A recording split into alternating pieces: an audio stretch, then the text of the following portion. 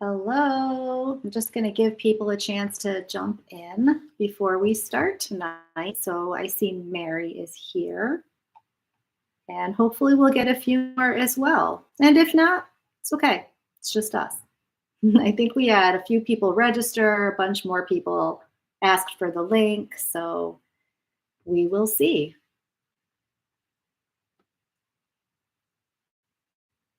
And I'm also live on Instagram. So if you see me kind of back and forth, I also have Instagram up because some people like to watch that instead of YouTube Live. So, oh, Pastor Wilk is on. Hello there.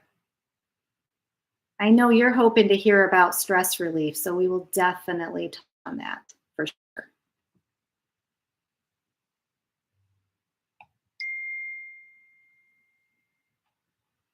Hey, Janet. I can't see anybody, but some people are shooting some chats in there, so that's how I'm seeing them. So, yeah, I see we've got 4 people on. So I'll actually get started. And if people, midstream, that's fine too. So I think you all know me, but in case there's anybody watching who doesn't, I'm Carrie Howell and I'm the Hourglass Mom. And this is a business I started last year, actually, but I've been a personal trainer since 2019. And what I'm about to share with you, though, goes back way farther than 2019. I've been a mom for 18 years. My oldest is 18. And overall that time, I've learned a lot about how to stay healthy, stress-free, all of those things all the time, through the whole year, but especially through the holidays. And as his moms, I know, Pastor Wilk is not a mom, but, he knows some moms. So we can get kind of stressed out around the holidays. There's a lot more coming at us, usually at work with year-end stuff, usually with the kids, with their activities, with our own activities, shop, all of that. So what I'm hoping to do with this webinar is give you some tips and tricks that you can take with you tonight and hopefully use through the holiday season. So what I've got broken down is by body, mind, and spirit. So for those of you who know my coaching, you know that those are the 3 domains that I focus on with the coaching. So your body is mostly, we talk about exercise and nutrition and that sort of thing, your physical. And of course, your mind is more with the organization, the stress relief, things like that. And then spirit is also prayer, meditation, again, some stress relief, but we need all of those things to be healthy and to be happy. So I guess I'll start with body just for, that's the first one I wanted to start with. But I would say when you think about the holiday season, what do people always think about? They think about weight gain. They think, oh no, I'm going to eat all the desserts. I'm going to gain all the weight. And it's true, unfortunately, in America, the average, and I'm looking at my notes if you see me look down, but the average American gains 1 to 8 pounds during the holiday season. And it might not seem like a lot, but they don't tend to lose it. So they might gain the 1 to 8 pounds and then they go another year. Christmas comes again, and guess what? They gain another 1 to 8 pounds, and this keeps compounding. And that's where it becomes a real issue. And it happens for a lot of reasons, right? It happens for all the stress I just talked about. It happens because there's a lot of food around us, and our culture is about food, especially with Thanksgiving coming up and Christmas. But it doesn't necessarily have to mean that you will gain 1 to 8 pounds just because there's food around, just because you're stressed. So one of the first things that I tell my clients and that I practice myself is stick to the workout plan that you have. And if you don't have one, I have tips for that too. But if you have one, I would suggest that you stick to a 2 or a 3 day resistance program a week. So that's what I program for my clients this time of year. We're busy. We only need a couple days to work on the weights. We don't need more than that. So I would say if you're typically doing like every weekday or, 4 to 6 days a week, cut back, just for the holiday season, cut back a little bit. It will help with your stress as well. Now, if you don't have a workout plan, that's okay. What I would suggest is you walk daily. And I know, where I live, perhaps where I think all of you are local too, but it's dark. It's really dark in the morning. It's dark when we get home. I know at 5:20, I looked at the clock tonight, I was making dinner and I'm like, it feels like it's 9:30. Like it's so dark at 5:20. But try not to think about how dark it is and just go. Just go in. I get up in the morning. You're going to think I'm crazy, but I actually walk the dog at 5 a.m. So Ozzy knows the second that alarm goes off, he barks because like he knows I'm getting up. He hears me go in the bathroom and I feed him and we go right out the door. That way I don't have any time to think about how awful it's going to be to walk at the crack of dawn. Well, it's not even the crack of dawn. It's dark. This morning, it was foggy. It was frosty. It was 31 degrees. I didn't let myself think about it. I just pulled on some sweats, my winter coat, had my hood up, my gloves, and I just went. And these don't have to be long walks. We just go around the block. So it tends to take like 15 minutes and that's it. And we just do it, and I power through. So when I don't do it, I feel like I miss it because it's become a habit to do. So I would say to start your habit, maybe you do a 5-minute walk. Maybe you literally walk to your mailbox and back in the morning. And every day, just go a little bit farther and just stick to that. You will feel better and that movement will help. During the workday, if you can get in a walk at lunch, or even I know there's some people in my building at work who walk around the building and go up and down the stairs, and like you'll see them like walking down the hall. Whatever it takes, even if it's just 5 minutes, that will definitely help, and that movement will help keep you going. Kind of, I'm not going to say it's going to burn off whatever you eat, but it's definitely going to help you feel better. Often too, another thing that might help you do your walk is I listen to a podcast or music or a good book. And so I always have my AirPods in when I walk. And if I'm in the middle of a good book, it's actually an incentive for me to go on that walk because I know, oh, if I go on this walk, I get to continue reading this book. So give yourself maybe something like that, like a special podcast that you only listen to on your walk. Or maybe it's a special book that you've been wanting to read. I know if you're a Spotify premium member, there's a lot of free books on there. You can also borrow audiobooks from the library. So things are accessible.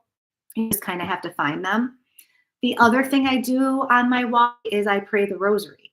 So I listen to there's a podcast I listen to every day. It's like a Lectio Divina, which basically means I listen to a gospel passage and then somebody kind of interprets it for me.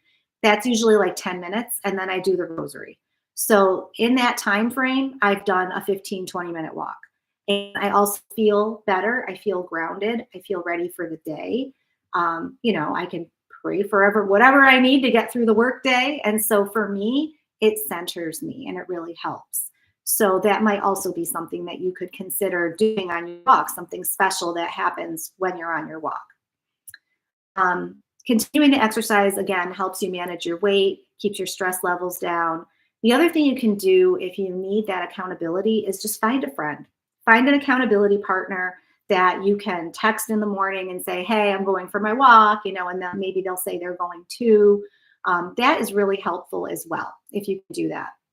And you can also enter a challenge. There's a lot of them on the internet. You can join free challenges where it just kind of keeps you, whatever's going to keep you going and keep you connected to a community.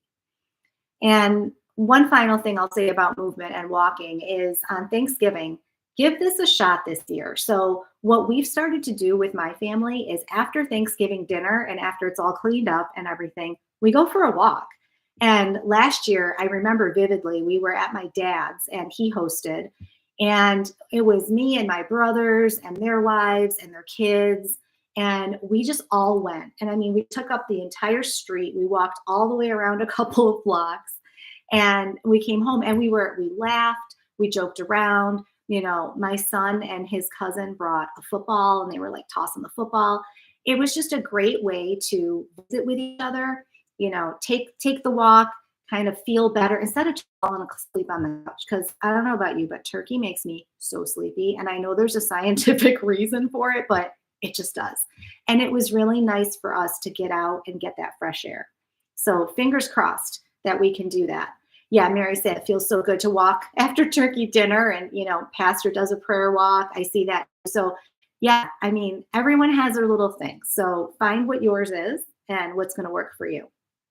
So let me see my notes. Oh, the other thing about exercise that I'll say is if you are traveling this holiday season, because I know many of you do, bring a set of workout bands with you. That way you have something that you can do. And if you don't have workout bands, you can use your body weight. If you just do 10 push-ups, body weight lunges, a plank, that's really all you need to do. So I know it looks like you need a lot. And I know I'm sitting in my gym and I have a lot of stuff, but that's me. Like, it's not necessary. That's just something I like to do. As long as you have something that you do and some movement, some resistance, that's going to be huge for you. So I would say make sure that you do that and get your steps in. Certainly if you're traveling to someplace fun like Disney or something, you'll get a lot of steps in. But even if you're visiting, parents, grandparents, relatives, like walk around their neighborhood, find a place to hike, that'll help too. So on to nutrition. So this is probably the biggest bugaboo with the holidays. It's hard for me too, because I love to eat, but I also have a sweet tooth. And as soon as things are in front of me, it's really hard for me to stop. So we just had Halloween and there's been candy in the office. There's been candy here at my house and I just keep eating it, and I don't feel great. I eat it and in the moment it's like, oh, it's great. And then I'm like, why did I do that? It doesn't feel good. So it's hard to do. So I would say the most important thing is don't give up the candy. Don't give up the sweets. That's part of life. It's enjoyable. I make cookies, like this is something that my Italian grandmother did. Like I'm not going to not do it, but I'm going to enjoy it in moderation. So maybe I have a few cookies at a holiday party, but I'm not going to eat 10 cookies every day from now until Christmas. Like that would be excessive. Moderation would be, maybe one a day or a few at a party, things like that. So just use your judgment, like what a binge is versus what, is just having a taste is. And just do that. So don't tell yourself you can't. You can tell yourself you don't choose to. Don't say that you can't. And there is a difference in your brain. If you tell yourself that you can't do something, you suddenly want to do it, right? It's just like our kids. If we tell them they can't do it, they're going to be like, well, I'm going to do it because you just told me I couldn't. So tell yourself you don't choose to, and that will help, with your perspective on things. And then I think the best way to keep cravings at bay really is to make sure you're getting your protein in. So Janet knows because we've been working together for several months, and that's the thing I'm always saying, like get your protein in. But it really does help. It makes you feel fuller. It also helps with keeping muscle on. It has a ton of nutrients. Believe it or not, you don't even need carbs in your life. You just need protein and fat. So protein is incredibly important. It's the building blocks for your body. But if you get enough of it in each day, you won't have room to be eating all this other stuff. Trust me. And because you probably don't realize that you don't get enough of it, but you should be getting about a gram of protein for every pound of body weight that you have. So if you're 100 pounds, you should be eating 100 grams of protein. Breaking that down, that's 25 grams during 4 meals. So breakfast, lunch, dinner, and a snack, you're having 25 grams of protein. And what that looks like, that can be like a 4-ounce thing of chicken or ground beef. It could be those ratio protein yogurts are 25 grams. I love those. So those are 25 grams. One egg is not 25 grams. It's 6. A piece of, or a couple slices of turkey breast, deli meat, is probably maybe 8 grams. So think about that when you think about whether you're having enough protein. And protein is so important that when I go to a party or I know I'm going to a party, I will load up like earlier in the day on protein because it will make it so that I'm not like ravishing hungry when I get there. I even do it on Thanksgiving too, because I don't like to feel stuffed. I like to eat all the food that we have, but I don't like to feel gross afterwards or like bloated or just, I don't like to feel like that. So I will make sure that I have a really high protein breakfast on Thanksgiving. And that way, when I get to dinner, I'm not starving. So I can enjoy myself. I can eat, but I don't have to like feel like disgusting, like I ate too much. And if you are looking for food ideas, recipe ideas with protein, hourglassmom.com. I have free healthy recipes there. They're all high protein because I always prioritize that. So definitely check that out if you're looking for some ideas. The other thing that will help is eating whole one ingredient foods. So what I mean by that is eat an apple. That's a one ingredient food. It's just an apple. Do that as opposed to have a bag of chips, for example. That's going to make you feel fuller. The fiber in the apple will make you feel fuller. It's sweet, so it might help with your sweet tooth. I know a lot of times I usually have an apple almost every day, but a lot of times I'll even have berries with me because they are just sweet enough that even if I'm dying to have that candy bar, if I force myself to just start eating the berries, I'm fine. I'll eat the berries. So avoiding the processed foods will be huge for you because the processed foods are processed for a reason. They're made to make you eat more and more and more. So once you start down that road, it's really hard to get yourself out. So I just recommend limit the processed foods. And I know you're going to eat it some. I had 2 Nature Valley granola bars today. Like, I have processed foods once in a while. So I'm not like so preachy that I'm saying don't eat them at all. I'm saying limit that. And that will help you feel fuller. And I also feel like when you're eating healthy, it makes you want to continue to eat healthy. Just like when you don't eat healthy, you just kind of keep going that down and cycling down that road. So I think the more that you can prioritize thinking about eating healthy, the better that your habits will be. So I think too, what else would I say? Sticking to your normal routine as much as you possibly can is going to help you a lot. So even if you have a lot of parties or a lot of things that you're doing, try to keep things pretty standard. So for example, this week, this week is kind of like the start of my holiday season, I feel like, because we're having Thanksgiving dinner next week at our house. So I'm starting to think about that. What are we going to have? Who's coming? All of that. So for me, on Sunday, I meal prepped just like I do on any other week. So I have the same lunch prepared for every day this week. And I also made a batch of steel cut oatmeal that every morning I heat up for my daughter and me because we're usually the two that are up in the morning. And we add bananas or blueberries or both, and some honey to it. And that's what we have. And so it's already made. So it's super easy for me to stay healthy because it's already there and it's already made. And then in terms of dinner, I usually plan out my dinners ahead of time, which is a topic for another webinar, but I'm still doing that and eating leftovers and making sure that it's easy for people to just grab whatever. So I would say do the thing you always do. I didn't skip the meal prep, even though I had other stuff I was doing on Sunday, in preparation for the holidays. I didn't stop with the meal prep. And the other thing I'll say about protein and whole foods and all that is if you're new to this and you have no idea how much you're supposed to be eating every day, because most people don't, it's just not a thing that you would be expected to know. If you go on my website, there's under free resources, there's a calorie calculator that you can use. And so you just plug in your height and your weight, and it asks you a couple additional questions about your activity. And then it will spit out what you're supposed to be eating every day. So that'll be a good start for you. And of course, I can always talk to you anytime offline about how to do that. So I talked about parties. I think the other thing about parties too is that typically, there's just food everywhere, right?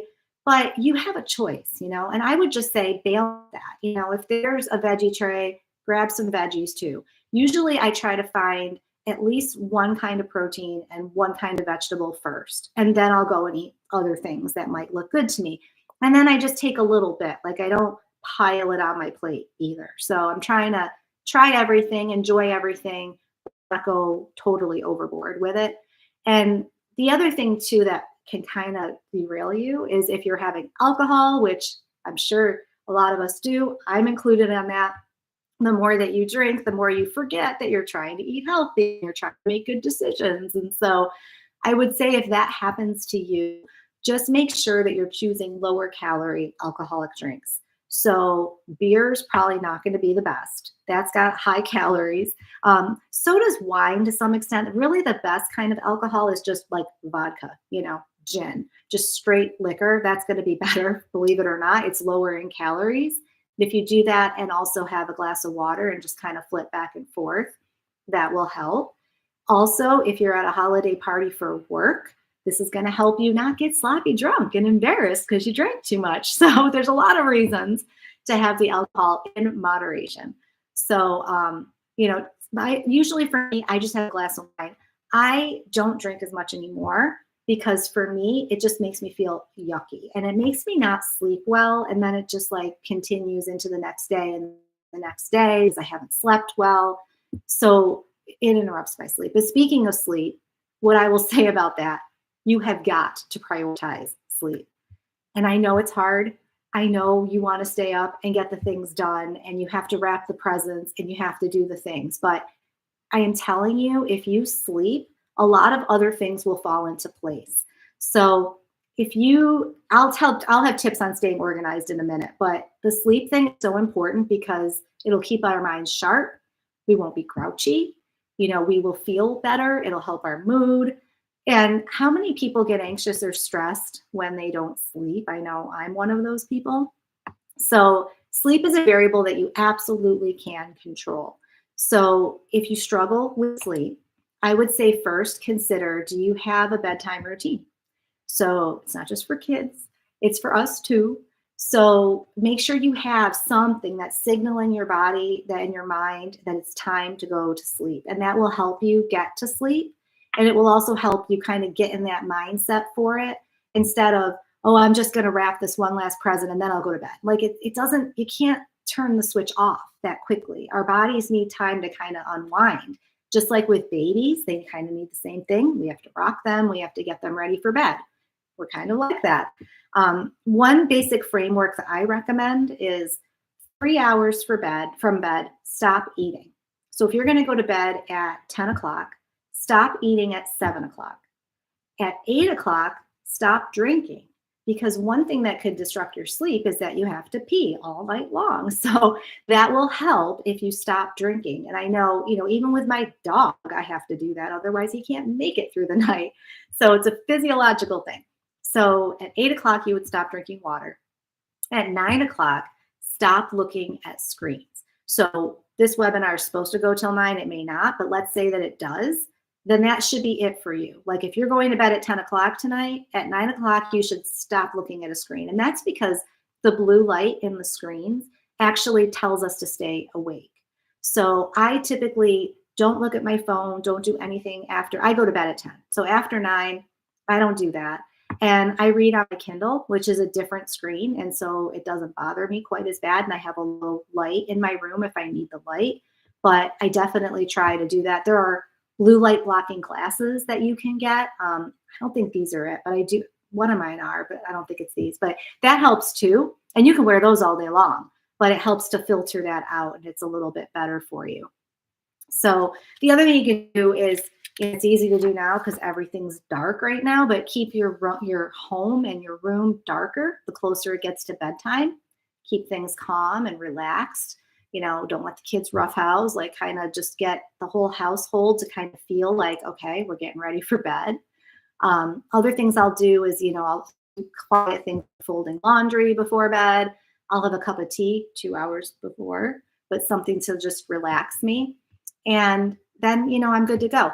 The other thing about sleep that people don't realize is if you say, okay, I want 7 hours of sleep, you really need to go to bed a little bit before you think you have to, because no one falls asleep right away. Actually, maybe I kind of do, but I'm weird. Most people don't fall asleep right away.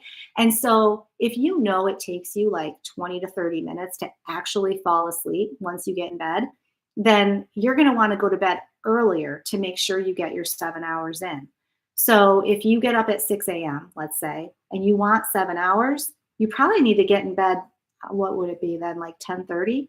Because then you got half an hour till 11 and then you'd fall asleep and you'd be asleep for 7 hours, assuming that you stay asleep, which is a whole other thing. but at least getting up to sleep would be a good thing and trying to prioritize that.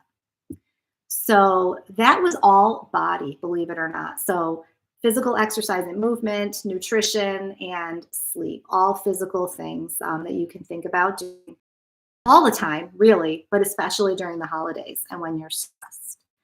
So moving on to your mind, I want to talk a little bit about time management and organization hacks that I have. And, you may have some too, and feel free to throw them in the chat if there's other ones that you have that you've tried. But this is kind of how I structure my holiday season, and it's kind of a well-oiled machine at this point. I've been doing it this way for several years now. So by now, I already have half my shopping done. I know you think I'm nuts, but I do a little bit at a time, and partly because it helps me budget a little bit more, and partly because then I don't feel so stressed about getting close to Christmas and having anything to buy. Like I don't know what to buy, and then I get all crazy about it. So my kids know this by now. So right around Halloween is like when I'll get their lists because they know like mom's going to start shopping, so I better tell her what I want. I do a lot of online shopping, a lot of sales online shopping, and that way too, it's less time. So I'll do it like in the morning before work. I might do it on lunch break. I'll do it in the evening. So when I'm waiting for the kids, like just now, I was waiting for Christopher to get out of piano, and so I was doing a little bit of it then. So I just find like any pocket of time that I can to buy the stuff, and then I have a Google spreadsheet. And so I have everybody listed that I need to buy for and an idea of how much I want to spend. And then I just keep track of what I bought just so I remember. Because if I start early, sometimes by the time Christmas rolls around, I totally forgot what I bought that person. At least I have the spreadsheet to remind myself because it's all wrapped, so I don't remember. Which is also something I do. I actually do wrap as I go. So you can't see it, but over in the corner of my office here, I have everything wrapped already. So when other things come, I'll wrap those and then I just kind of keep going. So again, it's not like a mad scramble at the end to wrap stuff. So what about the Calm app? Oh, yes, Pastor, that's a great suggestion. Sorry, I didn't see that sooner. There are apps out there such as the Calm app that kind of help you get relaxed for sleep. So just jumping back to sleep for a second. Hallow also has meditations. The Peloton app has meditations. So there are tools out there that you can use that can just help you kind of get into that mindset. That is an excellent idea. And many of these are free. There are paid versions, but there's a lot of free versions as well. So yeah, that's a great suggestion. So back to organization. So I wrap a little bit at a time, and then I see the gifts. Like if I don't wrap them right away, I see them because they're here in the home office gym, and it's like, okay, I gotta do that. So it reminds me that I have to do it because it's there in front of me. I know some people will buy and then they'll hide the present like under their bed or something, but then it's out of sight, out of mind, So for me, I'd rather see it and remind myself that I got to keep doing it. The other thing too is part of the stress of the holidays for a lot of people is spending the money, right? And it depends on everybody's financial situation. But if you're one of those people that gets stressed about that, consider making your gifts. That's one way to save depending on what you're making. And it's also thoughtful. It also makes you feel good that you're doing something nice for somebody else. So I've had years where I've made almost all my gifts, and other years maybe some or maybe none, but it's just an option for you to think about. This year for my office party, we're doing a white elephant, and the rule is it has to be something you own. So you can't go out and buy something new. Like I have to find something somewhere in my house and give it. So that's another thing too, that if you have friends and you usually do a gift exchange, thinking about something like that, A, it's easy because you don't have to go shopping. And B, it might make you feel better and less stressed that you haven't spent all of that money. Okay, so that's shopping. Decorating. So my tip on that is I binge on decorating. And by binge, I mean Black Friday is the day. Like that is it. So we wake up on Black Friday. That everybody knows that's when we decorate. So my husband goes outside and does the outside, and I do the inside. And then we just work all day, putting everything up, getting it all done. And then we're exhausted Black Friday night, but it's done, And for us, after Thanksgiving is when we feel like we can decorate for Christmas. And, this year Advent is that weekend right after Thanksgiving. So we want to be ready. This might be the year we deviate from Black Friday and do it maybe this weekend. We're not sure, just because Advent's so quick after Thanksgiving this year.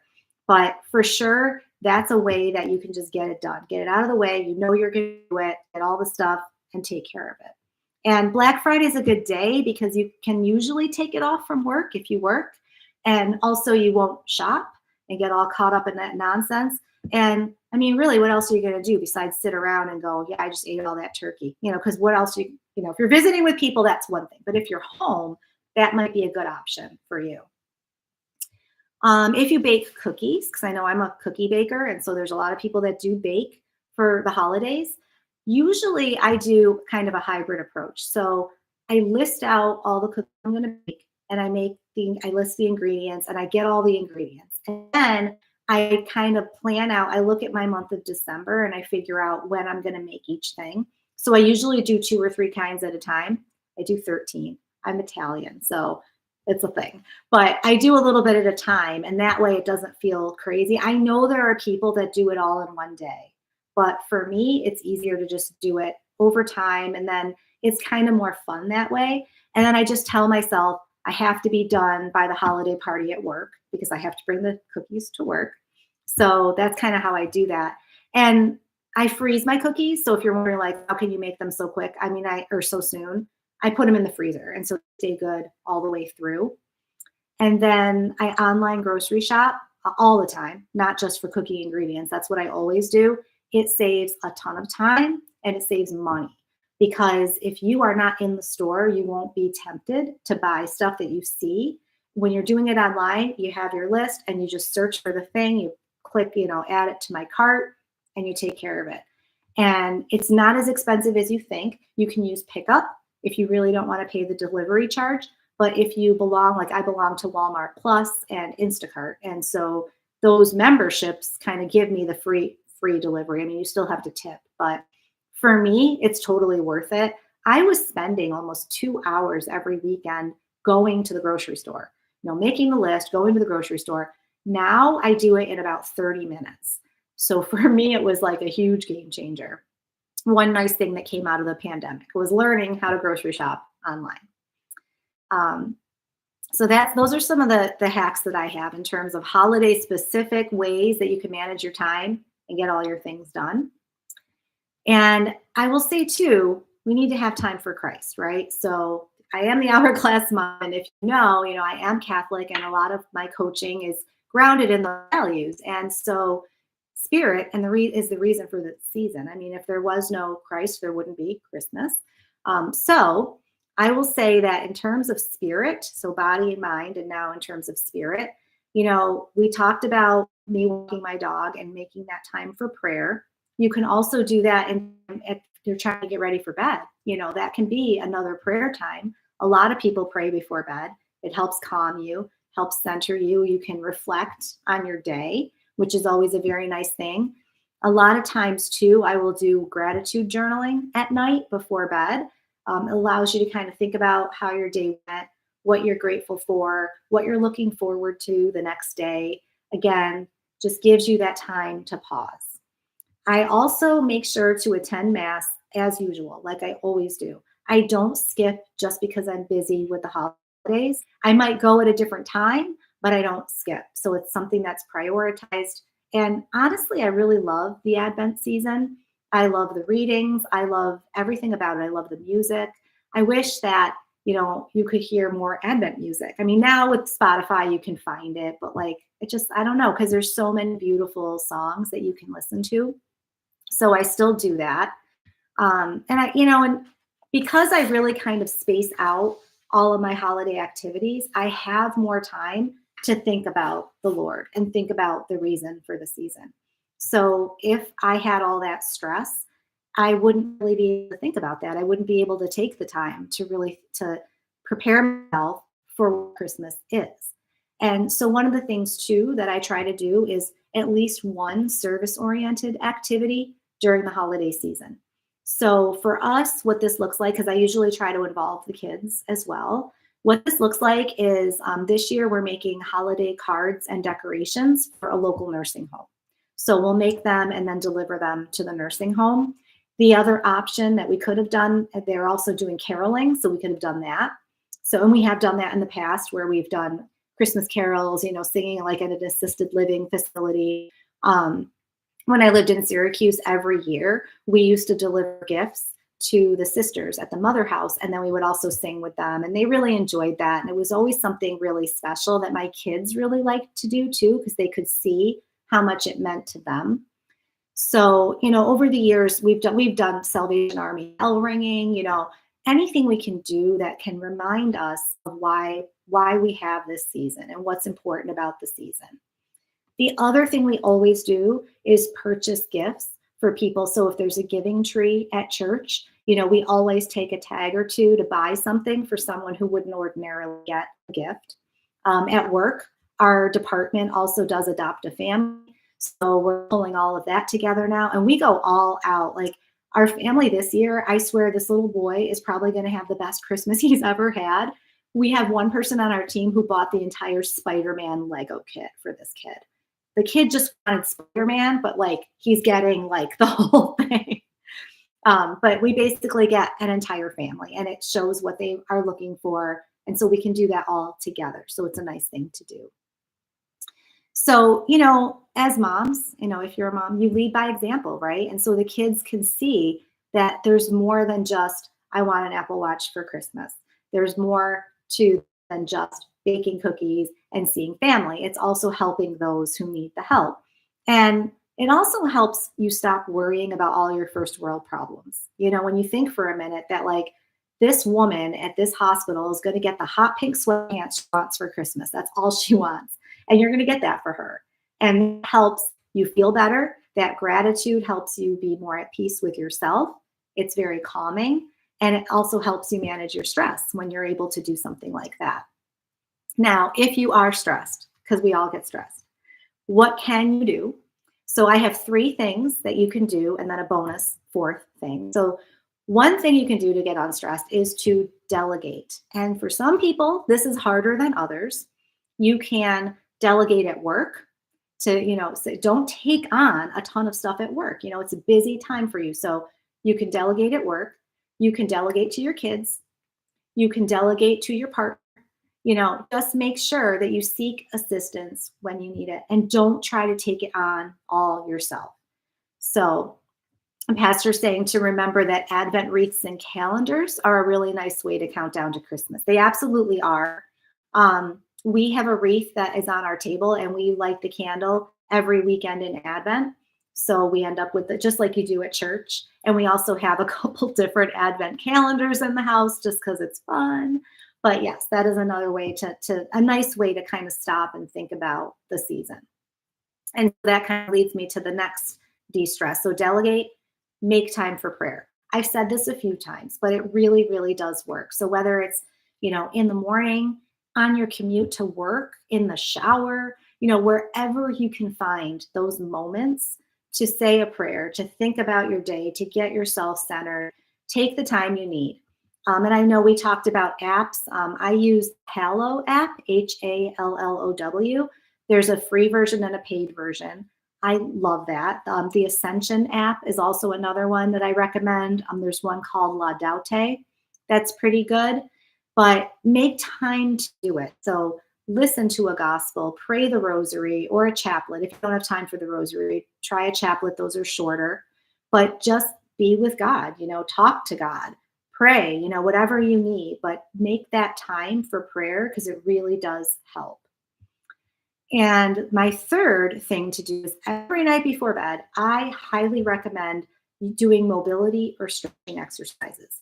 So as we get older, we have to do mobility in order to stay limber. Weird aches and pains happen as you get older. And so doing that daily will help, but doing it before bed is a game changer, especially stretching, because it just calms your entire nervous system. It tells your body physically it's time to be calm. It's okay to be calm. So I can show you a few exercises maybe in a future video if you're not sure where to start or what to do. But typically exercises that you would do as warm-ups could be done at the end of the day in addition to stretching. And these movements can make it easier for you to go to sleep. Like for me, sometimes I can fall asleep just doing it if I'm that tired. So those are my 3 things: delegate, make time to pray or meditate, and every night before bed, do something to calm your body. Meditation also, I think, would count there, but doing something physically to tell your body that it's time to relax.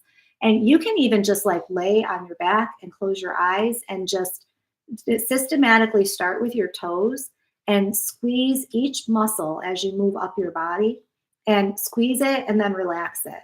And that helps your body too, because it's reminding every piece of your body that it's okay to now relax and be quiet and it's time for sleep. So that's another thing you can do if mobility and stretching isn't really your thing, but it's something physical that you can do.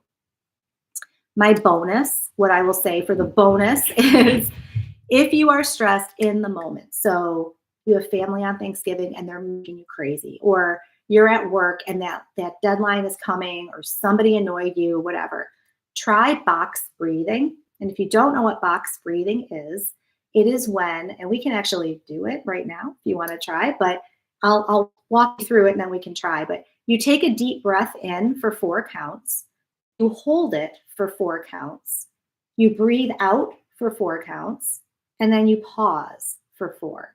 And you do that 4 times. So a box has 4 sides, or a square has 4 sides. So that's why it's called that. But it's magical. It calms you down immediately to do that. So if we put a minute together here, so we're going to take a deep breath in for 4 counts. And hold. Breathe out for 4 counts. And pause for 4 counts. Now, if we did that 4 times, you would feel so calm. I already feel calm. I only did it once. So it'll settle you right down. So if you need that in the moment, anytime, know that you can do that. And that will make you feel a lot better too. So that was what I had prepared. I wanted to leave time in case there were specific questions that people had, or challenges, or things that they've always wanted to know. So if you have any questions, please do throw them in the chat. And I'll look on Instagram, see if anybody's got any questions. Doesn't look like it. And it's okay if you don't have any. Y'all know where to find me. I know you're probably waiting for the giveaway. So before I started, as I promised, if you registered, you were entered to win a giveaway. So I have like a, let's see. Oh. I have my little Hourglass Mom bag of goodies. It has, what's it have? It has a book in here, protein bars, an Hourglass Mom mug, and exercise bands. So I used ChatGPT because I'm trying to be all cool. And I basically put the 4 names in and I said, hey, tell me who the winner is. And they said it was Wendy. So I don't know if Wendy has joined, but she did register. So if she is here, she could jump into the chat and let me know that she's here. But she's the one who won. So that is exciting. And I'm sure I will have some other giveaways as things go through. What's the difference between the granola bar and a protein bar? All right. So, oh, you're welcome, Mary. Granola bars are, I would say, because they usually don't have as much protein. I guess I would say the biggest difference is a protein bar has protein and granola bar may not have as much protein. Granola bars also tend to have a little bit more sugar than protein bars do, depending on the brand. So yeah, that's the subtle difference there. So anybody else have anything? I know I covered a lot of things, and I'm going to offer this as a replay so you can watch it again. You can skip ahead to different parts, or if I went too fast at a certain point, you can watch it again, and you can share it with other people if you think there's other people that might really benefit from this. So,